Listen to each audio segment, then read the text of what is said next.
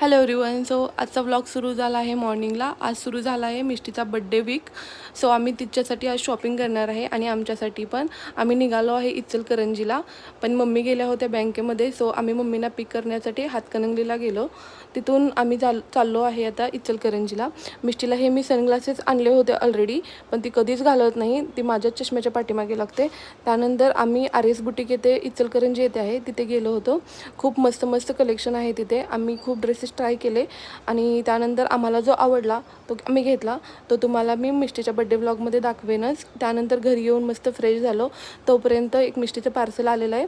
तर ते parcel open करून पाहिलं तर ते होतं मिष्टीचा फोटोशूटसाठी जो आम्ही फ्रॉक ऑर्डर केला होता तोच आलेला आहे. मिष्टीला तो घालून पाहिला. मिष्टी खूप क्यूट दिसत होती आणि खूप फ्रॉक क्यूट होता तो. त्यानंतर मी तुम्हाला आता डिरेक्टली भेटते इव्हिनिंगला. मिष्टीला मुरमुरे खायला दिले होते स्नॅक्ससाठी. तिने ते खूप फरशीवरच सांडले खाण्यापेक्षा जास्त. त्यानंतर मी डिनरची तयारी केली. डिनरमध्ये आज काही जास्त केलं नव्हतं, थोडासा पालक आणि कारण मिष्टीला पालकचाच आज डिनर होता. सो आम्हाला पालकच बनवलं होतं.